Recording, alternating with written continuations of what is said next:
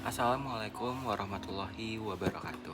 Sebelumnya, perkenalkan nama saya Bagas Mahendra, mahasiswa Manajemen dan Administrasi Logistik, Sekolah Vokasi Universitas Diponegoro dengan nomor induk mahasiswa 411 322650156. Kali ini saya akan menjelaskan terkait 5 jurnal Green Transportation guna memenuhi penilaian ujian tengah semester genap mata kuliah Green Logistik dengan dosen pengampu Bu Hanafil Windria SEFM. Oke, berikut adalah daftar 5 jurnal yang saya telah ambil. Yang pertama itu adalah Alternative Energy for Transportation. Yang kedua, Eco-Friendly but Unfair. Yang ketiga ada Transportation Impact Assessment as a Venue for Green Transportation. Dan yang keempat ada Visions of Green Transportation. Dan yang terakhir ada Green Transportation, Roadblocks and Avenues for Promoting Low Impact Transportation Choices. Selanjutnya ada klasifikasi jurnal yang telah saya buat. Yang pertama itu ada Visions of Green Transportation, di mana penulisnya bernama Koji Omi, tahun 2009. Sumbernya Issues in Science and Technology. Fokus utamanya membahas mengenai pengembangan sumber energi alternatif untuk transportasi. Yang kedua ada Eco-Friendly but Unfair, di mana penulisnya Paul Apostolikas, tahun 2019. Sumbernya Harvard International Review. Fokus utamanya kebijakan transportasi hijau dan dampaknya terhadap ketidakadilan ekonomi. Yang ketiga, Transportation Impact Assessment as a Venue for Green Transportation. Penulisnya Jia Wenyang, Rachel Alterman, dan Bin Lee, tahun 2022. Sumbernya Lincoln Institute of Land Policy. Fokus utamanya penilaian dampak transportasi dan pembiayaan transit. Yang keempat, Visions of Green Transportation. Penulisnya Nicole McGrath, tahun 2004. Sumbernya Corporate Knights. Fokus utamanya inovasi dalam teknologi transportasi ramah lingkungan. Dan yang terakhir, Green Transportation, Roadblocks and Avenue for Promoting Low Impact Transportation Choices. Penulisnya David S. Silverman, tahun 2011. Sumbernya The Urban Lawyer. Fokus utamanya membahas terkait tantangan dan solusi untuk promosikan transportasi rendah dampak. Baik, masuk ke perbandingan pertama antara jurnal Koji Omi dan jurnal Paul Apostolikas, yang dimana pada hal ini membahas terkait fokus pada energi alternatif dan kebijakan transportasi. Menurut jurnal Koji Omi, pada jurnal ini berfokus pada pengembangan sumber energi alternatif untuk transportasi, di mana menekankan pentingnya transisi dari bahan bakar fosil ke energi yang lebih bersih dan berkelanjutan. Koji Omi menggarisbawahi bahwa sumber daya bumi terbatas dan perlunya inovasi dalam teknologi energi untuk mendukung pertumbuhan ekonomi dan keberlanjutan lingkungan. Penekanan pada energi alternatif seperti energi nuklir dan juga solar menunjukkan bahwa pengembangan teknologi ini adalah kunci untuk mengurangi emisi karbon dan dampak lingkungan dari transportasi. Dan menurut jurnal Paul Apostolikas, di sisi lain jurnal ini menyoroti bagaimana kebijakan transportasi hijau dapat memperburuk ketidakadilan ekonomi. Paul Apostolikas mengkritik kebijakan yang tidak mempertimbangkan dampak sosial seperti pajak bahan bakar yang membebani masyarakat berpenghasilan rendah. Ia menekankan bahwa kebijakan yang dirancang untuk mengurangi emisi seringkali tidak adil dan dapat menyebabkan protes sosial, seperti yang terlihat dalam gerakan rompi kuning di Perancis. Ini menunjukkan bahwa meskipun kebijakan hijau penting, mereka harus dirancang dengan mempertimbangkan dampak sosial dan ekonomi. Selanjutnya ada perbandingan kedua mengenai pendekatan penilaian dampak. Jurnal Yang, Alterman, dan Lee dengan jurnal David S. Silverman.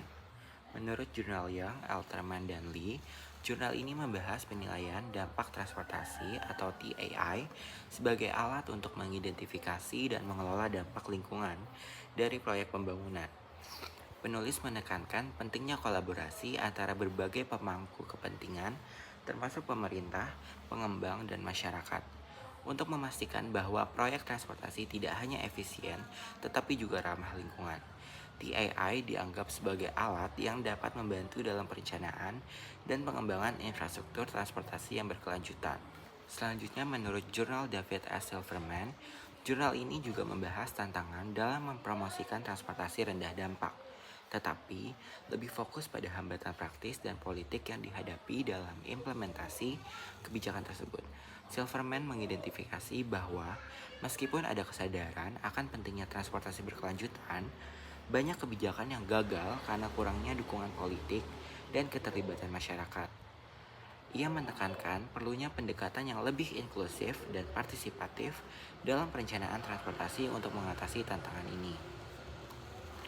Selanjutnya, kita masuk ke perbandingan ketiga mengenai antara inovasi teknologi dengan kebijakan dan regulasi. Terdapat dua jurnal, menurut jurnal Nick McGrath dan jurnal Paul Apostolikas.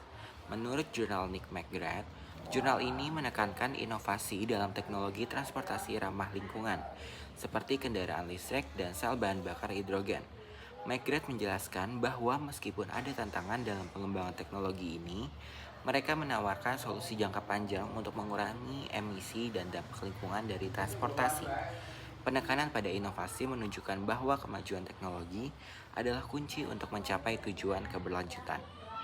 Dan menurut Paul Apostolikas, sebaliknya, jurnal ini lebih fokus pada kebijakan dan regulasi yang mengatur green transportation.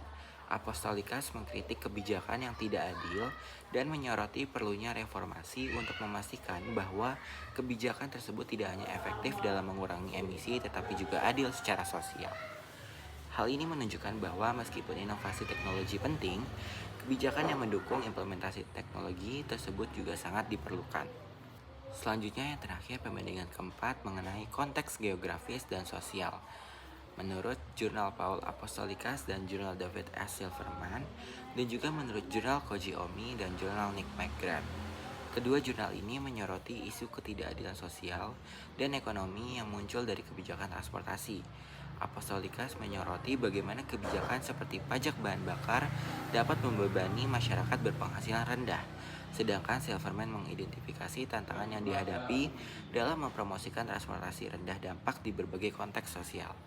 Keduanya menunjukkan bahwa kebijakan transportasi harus mempertimbangkan konteks sosial dan ekonomi untuk menjadi efektif. Selanjutnya menurut jurnal Koji Omi dan jurnal Nick McGrath.